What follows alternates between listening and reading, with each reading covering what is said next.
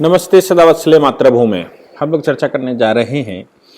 भारत सरकार ने पीएफआई पर बैन लगाया। बड़े लंबे समय से लोग कह रहे थे कि साहब पीएफआई अगर आपको अच्छी नहीं लग रही है तो उस पर बैन क्यों नहीं लगाते। बड़े लंबे समय से ये चर्चा भी चल रही थी कि आप पीएफआई पर रोज भाषण तो करते हैं, पीएफआई ये कर रही है, पीएफआई वो कर रही है। बीजेपी के प्रवक्ता लगातार कह रहे थे, लोग कहते थे कि आप उस पर बैन क्यों नहीं लगाते। भारत सरकार ने लंबे समय तक काम करने के बाद, और मैंने कई एक टीवी चैनल डिबेट्स में भी जब मेरे ऊपर ये आरोप लगाए गए कि आप ऐसा क्यों नहीं बोलते, तो मैंने कहा कि देखिए ये भारत सरकार है आज की, मोदी जी के नेतृत्व में काम करती है, हल्का काम एक भी नहीं करेगी। ये जब काम करेगी तो बहुत भारी काम करेगी और पूरी रिसर्च होने के बाद। इसलिए पीएफआई बैन का जो डॉक्यूमेंट आया या जो गजट आया, उस गजट में बहुत सारे केसेस का हवाला दिया गया है, बहुत सारे मर्डर्स का हवाला दिया गया है, बहुत सारी किलिंग का हवाला दिया गया और बताया गया है कि क्या क्या हुआ। इसके साथ साथ पीएफआई के जो समविचार संगठन कई एक काम कर रहे थे, उन सभी पर प्रश्न खड़ा किया गया, उन सभी को एक साथ बैन किया गया है। हालांकि लोगों का कहना था कि उनकी पॉलिटिकल विंग पर बैन क्यों नहीं लगाया। मुझे लगता है कि पॉलिटिकल विंग पर बैन न लगाने का कारण डेमोक्रेसी जिंदा रहे, डेमोक्रेसी पर प्रश्न ना खड़े हों। कोई ये ना कहे कि ऐसा ना हो कि पूरे सारे बैन पॉलिटिकल पार्टी के पिछवाड़े लगाकर लोग उसकी पब्लिसिटी शुरू कर देंगे, साहब ये पॉलिटिकल पार्टी खड़ी थी और पॉलिटिकल पार्टी पर बैन लगा दिया और पीछे से पीएफआई को बचाने की कोशिश करें। हमारे देश में ऐसा चलता है। इसलिए भारत सरकार ने पीएफआई पर कंसंट्रेट करते हुए वो सारे संगठन जो कि पॉलिटिकल संगठन नहीं थे, उनके सभी संगठनों पर इकट्ठा बैन लगाया। ऐसे 10 संगठनों का बात कही। इसके अलावा समविचार संगठन, जानने वाले संगठन, उनके संपर्क के संगठन और वो संगठन जो उनको एड दे रहे थे, उन सभी को एक साथ लपेटा। सवाल यह है कि हिंदुस्तान के अंदर, जैसा मैं लगातार कहता आया हूं, ये कि पाकिस्तान का निर्माण जब हुआ था तो बहुत भारी स्ट्रैटेजी के साथ भारत और पाकिस्तान का विभाजन करवाया गया था। हिंदुस्तान के अंदर वो बहुत बड़ी संख्या रोकी गई थी, जानबूझकर कॉन्स्टिट्यूएंट असेंबली में लोग रोके गए थे, भारत में संवैधानिक पदों पर लोग बिठाए गए थे और नेहरू जैसे अदूरदृष्टा, यानी कि जिनको दिखता ही नहीं था और अपने आप को पॉलिटिशियन वो कहा करते थे, अशोक गहलोत भारत, अभी जो कल का प्रकरण मैंने बताया भी था कि अशोक गहलोत ये कहे गए कि भाई नेहरू के भारत से प्रधानमंत्री जी जाते हैं विश्व में इसलिए उनको सम्मान मिलता है, गांधी के भारत से जाते हैं तो सम्मान मिलता है। वो लाखों सालों का भारत अब नेहरू और गांधी का भारत के नाम से चिपका दिया गया है। खैर, नेहरू को मुझे नहीं लगता कि भारत एक खोज लिखे ही उन्होंने। भारत एक खोज लिखने वाला व्यक्ति ये जानता भी था कि भारत क्या है, वो जानता भी था कि भारत की संस्कृति क्या, भारत के संस्कार क्या, भारत का स्वभाव क्या, भारत के चैलेंजेस क्या। जैसे खैबर पख्तून का जो खैबर दर्रा है, वहां से भारत पर आक्रांताओं ने हमले करके भारत की बर्बादी का मूल जो जड़ लिखी गई वो खैबर पख्तूनख्वा से लिखी गई। और वही जम्मू कश्मीर को लेकर शेख अब्दुल्ला के साथ मिलकर नेहरू जी चाहते थे कि किसी तरह से वो जम्मू कश्मीर का हिस्सा पाकिस्तान के साथ चला जाए, ऐसे भी लोगों का कहना है। महाराजा हरि सिंह उनसे लड़ रहे थे। अभी 26 अक्टूबर का समय ही निकला है और 26 अक्टूबर के दिन महाराजा हरि सिंह ने भारत सरकार के साथ अधिमिलन की सिग्नेचर किए थे। सिग्नेचर हालांकि पहले से किए थे और नेहरू जी के एक स्टेटमेंट में उन्होंने पार्लियामेंट में कहा था कि महाराजा ने तो मुझे ये अधिमिलन के लिए पत्र पहले भेज दिया था, लेकिन मैं तो वहाँ रायशुमारी करवाना चाहता था, मैं तो प्लीबिसाइड करवा कर ही डिसीजन लेना चाहता था कि वहाँ के लोग क्या करना चाहते हैं। अब 562 रियासतों में से एक रियासत में प्लीबिसाइड करवाने का विचार नेहरू के दिमाग में क्यों और कैसे आया, ये खुद में बताता है कि पाकिस्तान में चला जाए अगर जम्मू कश्मीर, तो नेहरू जी को कोई समस्या होने वाली नहीं थी, क्योंकि माउंटबेटन का प्लान तो यही था, अंग्रेजों का प्लान तो यही था। उसका कारण था कि पश्चिमी जगत से उनका संपर्क हो जाए, और पश्चिमी जगत से संपर्क से मतलब है खाड़ी और मुस्लिम देशों से संपर्क बना रहे, वहां से भारत के लिए समस्याएं आती रहें और वो पाकिस्तान के संपर्क में रहे। ये मूल विचार पाकिस्तान में रहने वाले या पाकिस्तान बनाने वाले लोगों के दिमाग में रहा होगा। अब जो लोग यहां पर रुके, उनके वंशज, चूंकि जन्म से उनको सिखाया गया, तकरीरों में ये बताया गया कि 800 वर्ष तक शासन करने वाले तुम्हारे पूर्वज थे, मतलब जो आक्रांता माताओं बहनों के साथ गलत करके इनकी संतान उत्पत्ति हुई, उन लोगों को ये बताया जा रहा है कि वो तो तुम्हारे पूर्वज है, भले ही गलत तरीके से तुम पैदा हुए तो क्या हुआ, वो तो तुम्हारे पूर्वज हैं। अब वो पूर्वज हैं जिन्होंने हमारे देश में कन्वर्जन का काम किया, जिन्होंने हमारी माताओं बहनों के साथ गलत किया, जिन्होंने गर्दन पर छुरियां लगाई, जिन्होंने तलवारें चलाई, जिन्होंने प्रलोभन दिया, जिन्होंने जनेऊ काटे, जिन्होंने चोटी काटी, जिन्होंने कत्लेआम किया, उन सब करने वालों को आज पूर्वज कहने का इरफान हबीब जैसे साहित्यकार लिख रहे हैं कि वो तो पूर्वज थे। अब जब ये बता दिया जाएगा कि ये काफिर बैठ गए हैं और काफिरों की सत्ता इसलिए आ गई क्योंकि अल्लाह नाराज है, अल्लाह तुमको पनिश करना चाहते हैं, और अल्लाह इसलिए ही पनिश करना चाहते हैं कि तुम इस्लाम छोड़ रहे हो, इस्लाम से भटक रहे हो, इस्लाम सही से पालन नहीं कर रहे हो, इसलिए जैसा मैं कहता हूं वैसा इस्लाम पालन करो। ये मुल्ला मौलवी भारत में बैठकर ऐसी बातें समझाते हैं, तकरीरें करते हैं नमाज के बाद की। इसलिए इस तरह के स्टेटमेंट आना स्वाभाविक है। तो बेंगलुरु की कोर्ट ने एक स्टूडेंट को 5 वर्ष की सजा सुनाई है। हुआ क्या था, पुलवामा पर पाकिस्तान का अटैक हुआ और पुलवामा में हमारे सैनिक मारे गए। भारत सरकार उससे निपटने के लिए क्या करे इस पर विचार कर ही रही थी कि एक श्रीमान जी, स्टूडेंट अपने आप को कहते हैं, उन्होंने फेसबुक पर उसका सेलिब्रेशन डाला कि भाई हमें बड़ी खुशी हुई और ये अच्छा हो गया।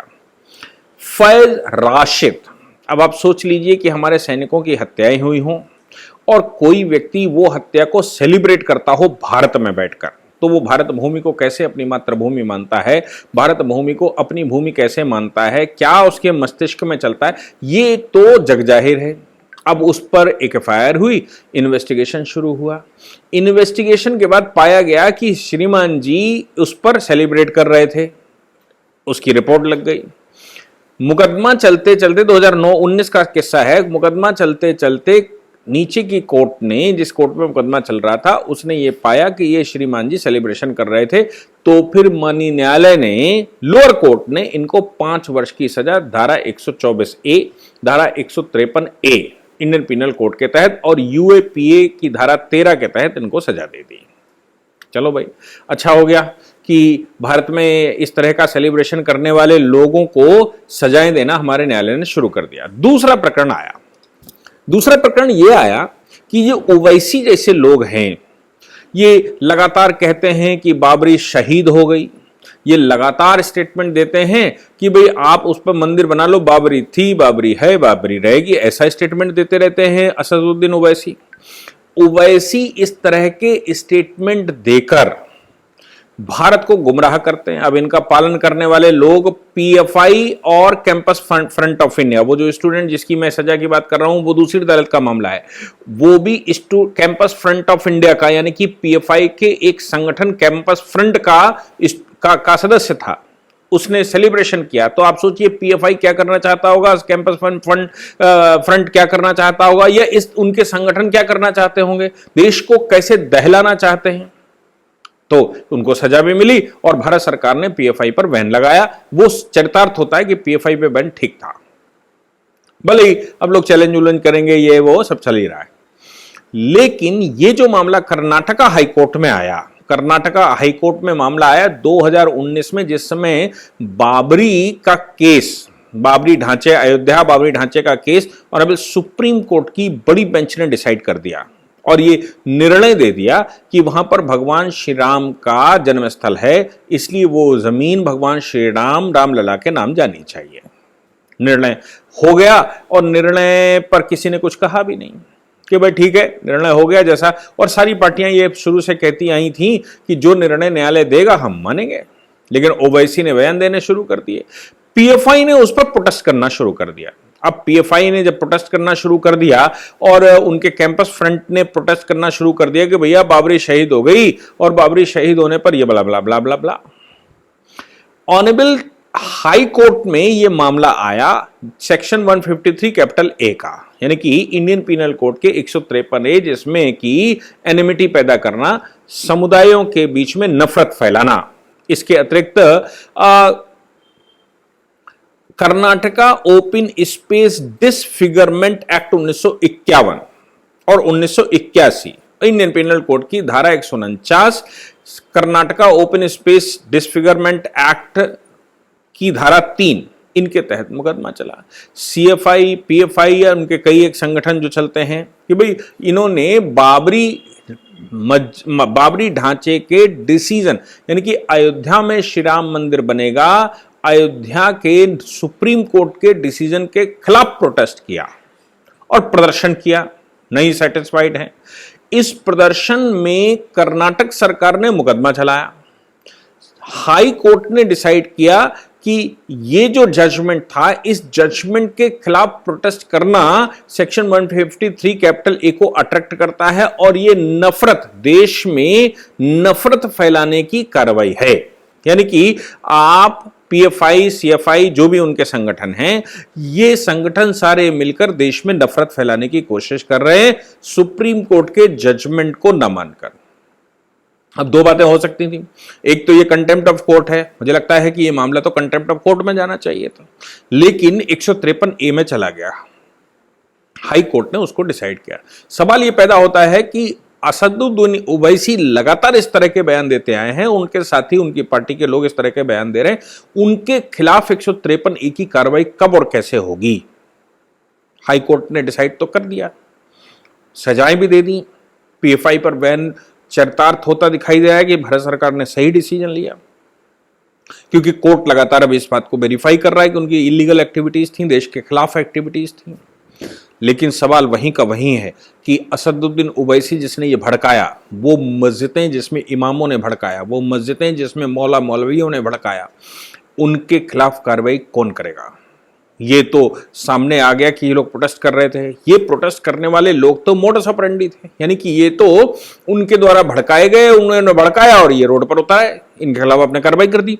लेकिन इनके पीछे के जो कॉन्स्पिरेटर हैं, जो देशद्रोही हैं, जो देश के विरुद्ध ऐसा वातावरण बनाते हैं कि ये लोग रोड पर निकलकर आए, वो लोग जो 1947 से लेकर अभी तक भारत को दारुल इस्लाम बनाना, भारत पर कब्जा करना, भारत में गजबा हिंद करने की तमाम तरह की रणनीतियां बनाते रहते हैं। इन मस्जिदों में कब लगेंगे सीसीटीवी कैमरे, उनकी एक्सेस कब होगी पुलिस के पास, कब ये पता लगेगा कि तकरीरें क्या की जाती हैं, कब ये पता लगेगा अंदर भड़काऊ भाईजान क्या क्या करते हैं? मुझे लगता है इस पर एक बड़ी रणनीति बनाने की आवश्यकता है, और कुछ विशेष नहीं है, सिक्योरिटी तो हमको चाहिए ही। इसलिए पूरे देश में मंदिर, मस्जिद, गुरुद्वारे या चर्च, जो भी संस्थान बने हुए हैं, उन सभी में सीसीटीवी फुटेज लगाए जाएं। क्योंकि अभी एक और मैटर आया, वो मैटर सुप्रीम कोर्ट ने डिसाइड किया। उस मैटर में थाने के अंदर जो कार्रवाई चल रही थी, पुलिस अपना इन्वेस्टिगेशन चल रही, तो कोई व्यक्ति साथ में गया, उसने एक वीडियो बना लिया और वीडियो बनाकर उसने वायरल किया कि पुलिस क्या गड़बड़ कर रही है। वो मामला बढ़ते बढ़ते सुप्रीम कोर्ट तक आया, उनके खिलाफ मुकदमा लगाया गया सीक्रेट एक्ट के तहत, और ये कहा गया कि भाई थाने के अंदर की रिकॉर्डिंग करना, थाने के अंदर का वीडियो रिकॉर्ड करना, ये सब सीक्रेट एक्ट के तहत है और ये तो देशद्रोह है। सुप्रीम कोर्ट ने कहा भाई थाने में तो हमने ऑर्डर किया है कि लगातार सीसीटीवी कैमरे हर हिस्से में लगाए जाने चाहिए, कि थाने के अंदर की एक्टिविटी क्या है ये अपने को पता लगे, और थाने के अंदर की एक्टिविटी क्लियर होनी चाहिए। तो अब कोई अगर अंदर आप कार्रवाई कर रहे हैं, उसका वीडियो बना रहा है, तो वो किस प्रकार से, कौन से एंगल से वो सीक्रेट एक्ट का उल्लंघन है? मैं समझता हूं जब थाने के अंदर की रिकॉर्डिंग अगर अपराध नहीं है, तो फिर मस्जिदों के अंदर अगर वो लगाए जाएं सीसीटीवी कैमरे, मंदिरों के अंदर लगाए जाएं, गुरुद्वारों के अंदर लगाए जाएं, या फिर और इस प्रकार के जो संस्थान, चर्च चल रहे हैं, जहां तकरीरें हो रही हैं, जहां प्रवचन होते हैं, जहां साधु संत बोलते हैं, जहां तमाम तरह के जलसे हो रहे हैं, उनमें अगर कोई बयान देता है तो उसकी रिकॉर्डिंग क्यों नहीं पुलिस के पास होनी चाहिए, ताकि ये सब खेल ही बंद हो, जो भड़काऊ भाईजान बोलते हैं वो खेल बंद हो, इसके पीछे की जो मूल प्रवृत्ति है वो बंद हो। और वो परिवार क्यों नहीं चिन्हित किए जाते जो 47 में भारत में रुके और उनके परिवार के लोग कहीं ना कहीं किसी न किसी प्रकार से इन गतिविधियों में इन्वॉल्व हुए, उनको क्यों चिन्हित करके नहीं रखा जाता? ये सब मूल चीजें हैं जिन पर हम सभी को विचार करना पड़ेगा, हमको काम करना पड़ेगा। लेकिन पीएफआई पर बैन केंद्र सरकार ने लगाया, उसके परिणाम सुखद दिखाई दे रहे हैं और ये वेरीफाई हो रहा है कि केंद्र सरकार ने बड़ा सोच समझ के पीएफआई पर बैन लगाया। इस तरह की गतिविधियों की जड़ें काटना केंद्र अच्छे से जानता है। मोदी जी के नेतृत्व में वो सब कुछ हो रहा है जो होना चाहिए। बस इतना ही है कि ये 1000 साल का बिगड़ा हुआ देश है, इसमें काम करना इतना सहज नहीं है, इसमें थोड़ा समय लगेगा। जय हिंद, जय भारत, वंदे मातरम।